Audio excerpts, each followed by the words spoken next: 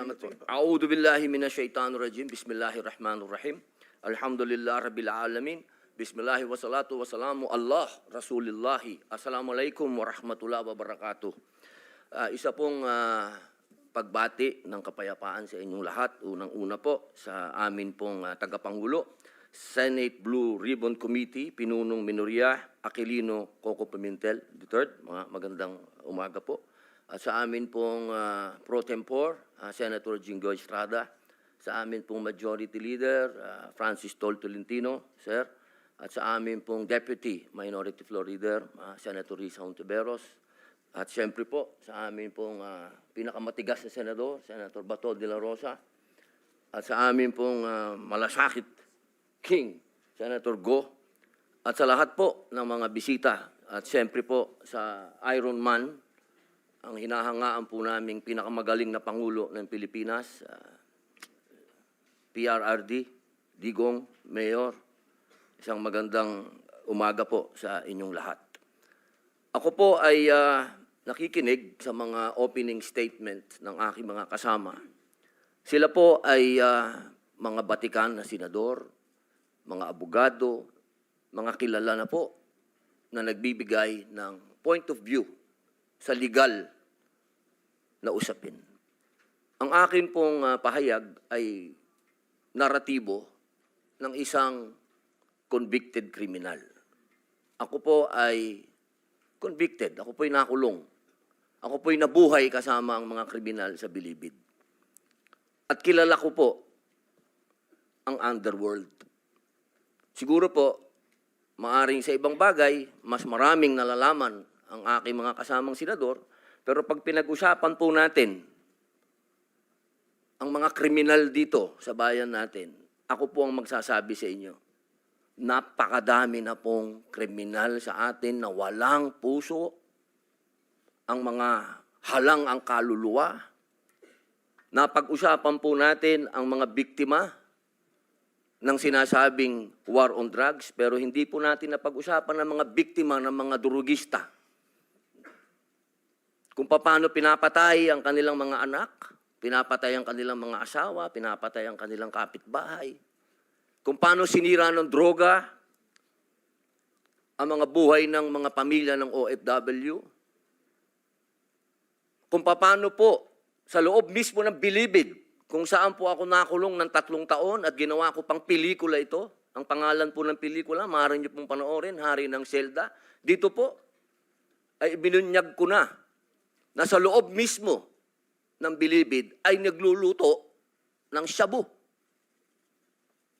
1998 po yun. Kung bibilangin po natin yung taon na yun, hanggang sa dumating ang Iron Man, ilang taon po yun. Ganun po kahaba ang mga panahon na namayani at talagang naghahari ang mga drug pusher sa Bilibid. Alam niyo po, mga mahal kong kababayan, wala po, totoo po. Ang kamatayan ng buhay ng isang tao ay yaan po ay bigay ng Diyos. Yaan po ay kayamanan, yaan po ay regalo sa atin ng Diyos.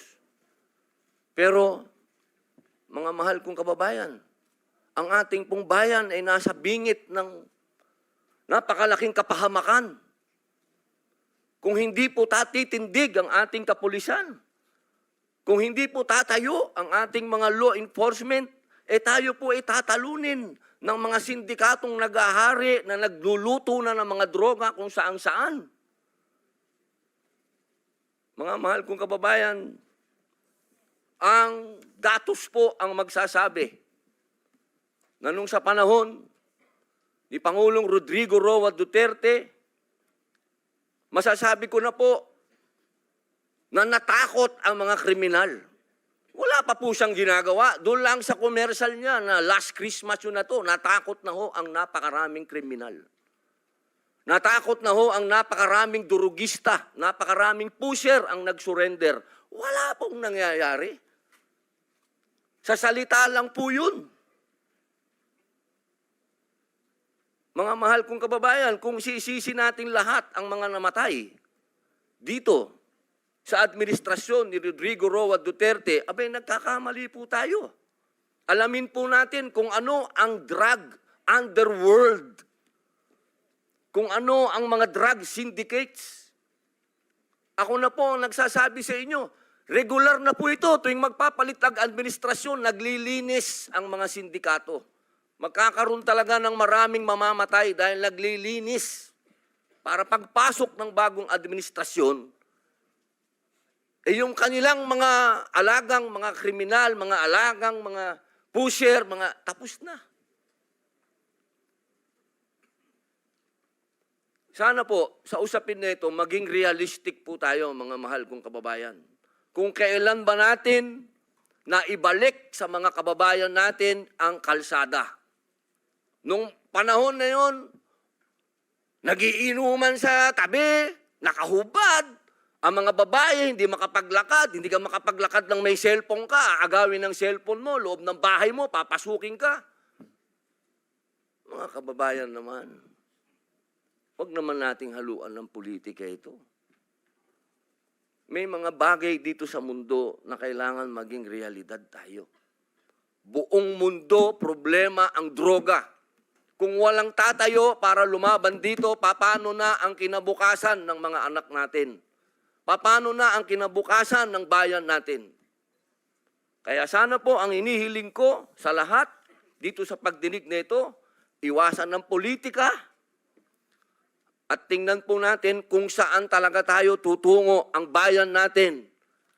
Mga kababayan, lubog na po tayo sa utang, lubog pa tayo sa tubig, pati ba naman sa ganito, lubog pa rin tayo. Yun lamang po, maraming salamat po.